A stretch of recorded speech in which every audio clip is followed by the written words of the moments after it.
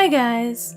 This video is super special because it is my first ever collaboration with a fellow YouTuber. Sayanti of Sayanti Fine Arts reached out to me and I was super excited to work on this piece with her. The concept for this collab is based on two artists both using watercolor to create their own versions of one art piece. She drew the beautiful sketch. I'll pop up on the screen somewhere now so you can see what we both started with when we began working on our respective pieces. I really love Sayanti's channel. She creates gorgeous portraits and landscapes, and she is so skilled in so many mediums, including oil pastel, acrylic, and oil paints. I'm incredibly honored she wanted to do this collab with me. I will of course link to Sayanti and to her video down below, and also in the info cards in the top right corner, so please go visit her. If you happen to come here from Sayanti's channel or are by chance new here, welcome to my art channel. It is awesome to have you. I'm Leysketch, an artist from Nova Scotia, and I have an addiction to line art. If you're not new, you're probably not surprised in the least that I decided to ink Sayanti's original sketch. I did try to stay as true to the original drawing as possible, while also adding just a bit to kind of get the composition where I wanted it. Going back to Sayanti's original concept for this collaboration, she noticed I'd been working more frequently in watercolor instead of digital. Watercolor has been a huge learning experience for me over the past year or so, and I've been going through it entirely self-taught. Or, more accurately, internet-taught? Nowadays, there's not really any reason to muddle blindly through trying to learn something when you can just find a tutorial on YouTube or search Google for more information. Either way, Sayanti wanted to base our collab on how different artists create using the same medium. I feel watercolor is especially perfect for this since it's such a variable medium. So much of watercolor is chance.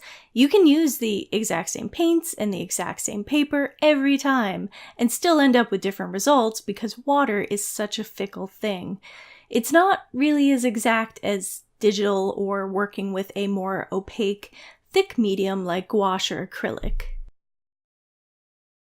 I haven't seen her video yet at the time of recording this, but I do know Sayanti wanted to work more experimentally on her version of this piece.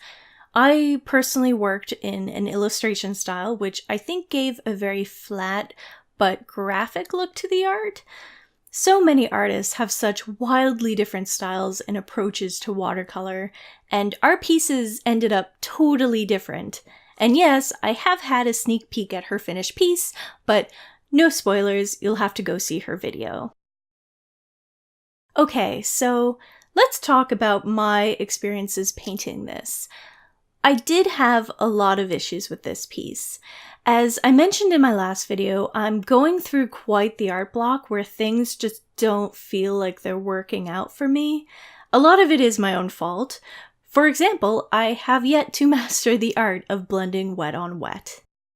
The flowers were supposed to be lime green and lemon yellow, but I applied my shadow color way too soon. The green was still super wet and it bloomed, which I don't mean to be punny, that's just really the best way to describe it, and it made the flowers look too much like leaves. I did end up adding blue to the flowers to try to push them closer to turquoise, but I'm not sure if that helped at all.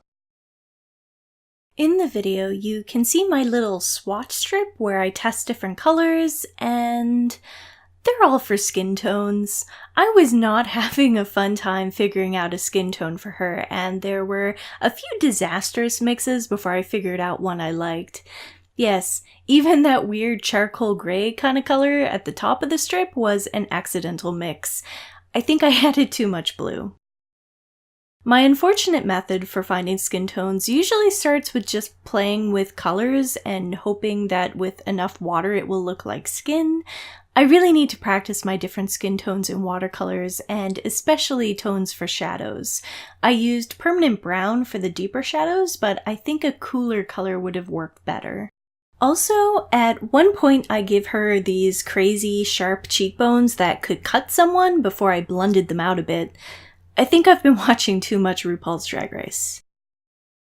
I decided to use Canson XL watercolor paper for this one because I was inspired by how so many artists I follow can create such amazing pieces with this stuff, yet it's so cheap, even in Canada, where things are seldom cheap.